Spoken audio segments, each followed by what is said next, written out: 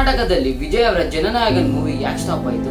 ಅಷ್ಟಕ್ಕೂ ಏನ್ ನಡೀತಾ ಇದೆ? ಒಂದು ವಾಟರ್ ಡಿಸ್ಪ್ಯೂಟು, ಆದ್ರೆ ಎಫೆಕ್ಟು ಸಿನಿಮಾ ಮೇಲೆ. ರೀಸನ್ ಏನಂದ್ರೆ ಕಾವೇರಿ ವಾಟರ್ ರೆಗ್ಯುಲೇಷನ್ ಕಮಿಟಿ ಕರ್ನಾಟಕಕ್ಕೆ ಮುಂದಿನ 15 ದಿನಗಳವರೆಗೂ ಪ್ರತಿದಿನ 3500 ಕ್ಯೂಸೆಕ್ ಅಂದ್ರೆ large amount of water Kaveri ನೀರನ್ನ ತಮಿಳುನಾಡಿಗೆ ಬಿಡಬೇಕು ಅಂತ ಆರ್ಡರ್ ಕೊಟ್ಟವ್ರೆ. ಅಫ್ಕೋರ್ಸ್ ಕರ್ನಾಟಕ ಜನರು ಈ ಆರ್ಡರ್ನ ಅಪೋಸ್ ಮಾಡೇ ಮಾಡ್ತಾರೆ. ಆದರೆ ಕಾವೇರಿ ವಾಟರ್ ಮ್ಯಾನೇಜ್ಮೆಂಟ್ ಅಥಾರಿಟಿ ಅವರು ಅಪೀಲ್ನ ರಿಜೆಕ್ಟ್ ಮಾಡಿ ನೀರು ತಮಿಳುನಾಡಿಗೆ ಬಿಡಲೇಬೇಕು ಅಂತಾರೆ. ಸೊ ಫಾರ್ ದಿಸ್ ರೀಸನ್ ಕರ್ನಾಟಕದ ಸಿಎಂ ಆದ ಡಿ ಕೆ ಶಿವಕುಮಾರ್ ಅವರು ಲೀಗಲ್ ಎಕ್ಸ್ಪರ್ಟ್ ಜೊತೆ ಡಿಸ್ಕಸ್ ಮಾಡಿ ಆಲ್ ಪಾರ್ಟಿ ಮೀಟಿಂಗ್ಸ್ ಕೂಡ ಅರೇಂಜ್ ಮಾಡಿದ್ರು.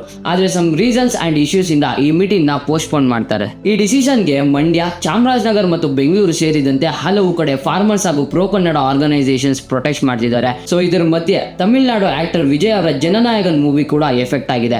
ಕಾವೇರಿ ವಾಟರ್ ಪ್ರೊಟೆಸ್ಟ್ ಮತ್ತು ಸೆಕ್ಯೂರಿಟಿ ಕನ್ಸರ್ನ್ಸ್ ಇಂದ ಕರ್ನಾಟಕದಲ್ಲಿ ಕಂಪ್ಲೀಟ್ಲಿ ಜನನಾಯಕನ್ ಮೂವಿ ಸ್ಟಾಪ್ ಮಾಡವ್ರೆ. ಆದ್ರೆ ನೀವು ಯಾವತ್ತಾದ್ರೂ ಯೋಚನೆ ಮಾಡಿದ್ದೀರಾ ಕರ್ನಾಟಕ ಜನರು ಯಾಕೆ ತಮಿಳುನಾಡಿಗೆ ನೀರು ಬಿಡೋಕೆ ಅಪೋಸ್ ಮಾಡ್ತಾರೆ?